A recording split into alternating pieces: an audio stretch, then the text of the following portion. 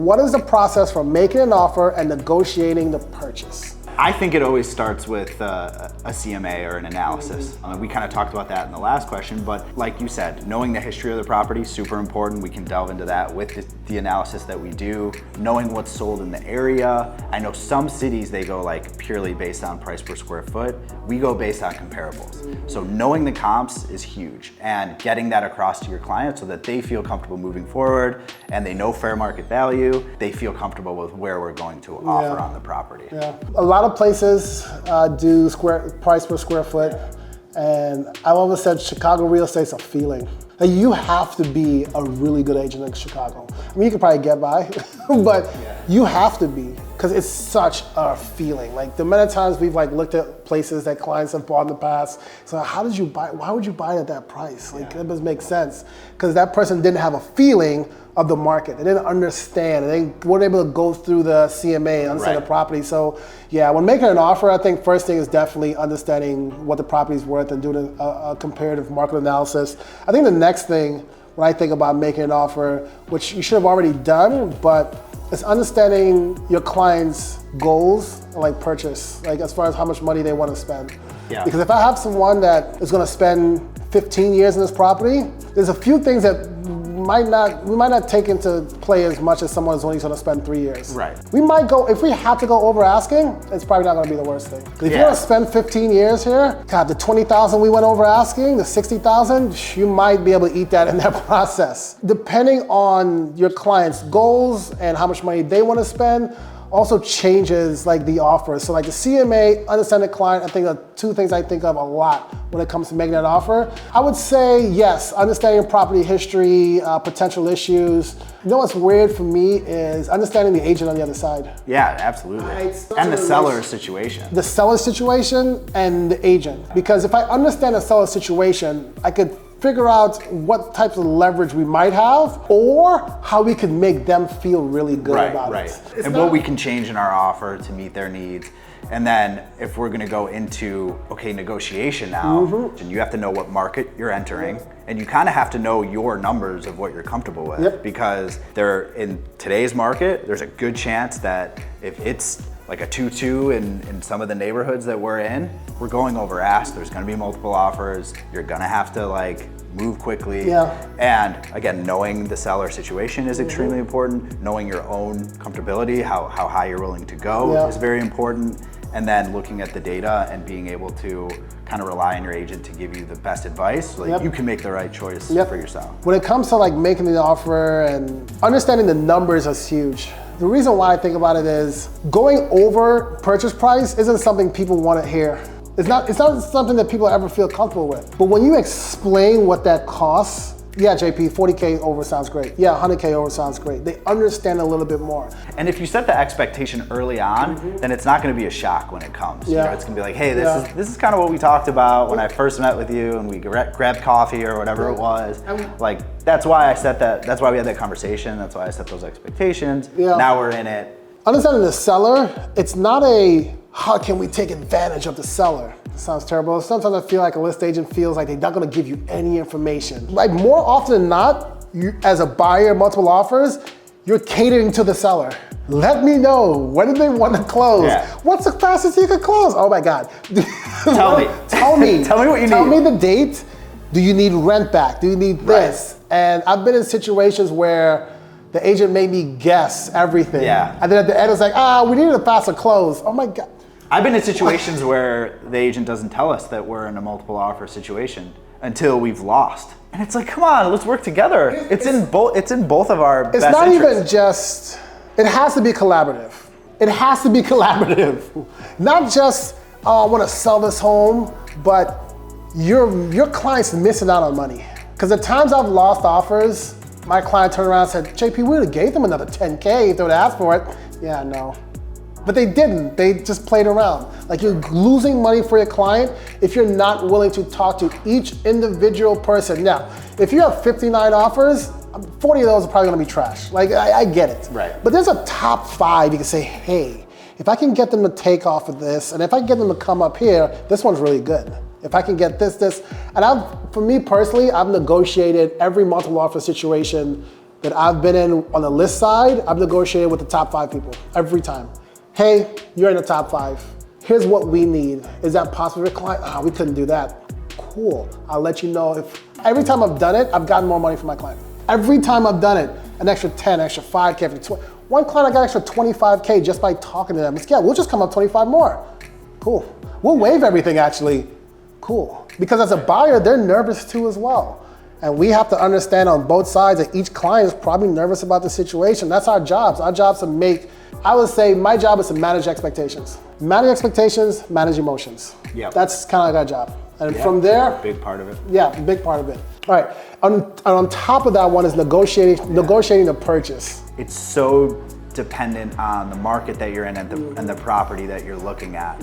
Usually, in a competitive market, there's just not much negotiation to be had. And what it becomes is, how do I put you in the best position to make this seller want to work with you? So like that's been the conversation recently. It's like, how do I win in multiple offers, right? So like the negotiation part of it, where you're kind of going back and forth on price, it's been out the window for most deals that I've done in this past year. Yeah. In the time that there was negotiation, I think again, a lot of it comes down to understanding the sellers and understanding their position, understanding what they need, and then working with the other agent to put an offer in front of them to at least get a counter back so that we can work to a mutual agreement where both parties feel comfortable. Yeah. The thing with negotiation of purchase is we have to be in the same book, same page. We're getting to the same page, we're being in the same book. And what we're trying to do on both sides is let a client know, hey, you're not in the same book as them, or you're not in the same ballpark as them. You don't have to hit their number right on the head the first time, but if the purchase price is 400 and you come in at 3, like you're not even in the same book. You're way off, so off that they're not even going to respond. Right. And even if they respond, you've set the stage of how you're going to negotiate with them. It's not we get our number, we take this and put it in a shopping bag and leave. You now have 45 to 60 days that something else might happen in this process. Probably ask the seller for something that you probably didn't want to ask them, and they're probably gonna say no. And I've been in that situation with rent backs, extending closing, inspection, where it's like, hey, remember you set the stage in beginning this negotiation by lowballing them. I know you think it's not a big deal, but what you're telling them is your house sucks and I think I want it for less. And even if they come to agreement, now the reason why you can't get that $500 off an inspection is because you did that.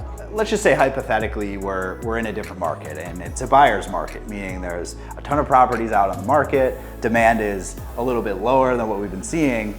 My opinion on making that first offer is like, we kind of want to be low enough where we're not offending them and we'll get a counter, right? Like we have to kind of feel out, okay, what's that number gonna be? Because really that's what you're trying to do, right? Yeah. Like you said, if you lowball and you're 100, 150K off of ask, depending on price point, they might just say, all right, get lost. I'm not even entertaining that. And now what? You either gotta come up or you gotta come, you know. And now you're negotiating against yourself. Right, right. And so then you feel more desperate and it doesn't work out. Yeah, so the way I think of it is like, okay, what can we come in with that is reasonable? If it's a buyer's market, still low, right? But we'll get a counter so that now we can start this conversation and we can work our way to this where both parties can feel like they've won. That's really what it is in negotiation. You want to feel like you got to win. Everybody wants to win. Yeah. Everyone wants to win. And when it comes to like the purchase price and that number that you're throwing out there, because that's probably the most important thing for both people. If I know that we're going to lowball, I try my best to have a conversation with the agent beforehand. I try to present something. So I tell clients like, hey, I know you want to go 100K on the asking. Is there a reason why? Like I showed you the comps. Like I don't care what the comps are, I want to pay this. Like, okay, just a heads up, it's insulting them. But if we can go, hey, this place is worth 100K less because of all this, that's the phone call I make. Like, just to let you know, I know this might be a little bit lower than expected, but here's why.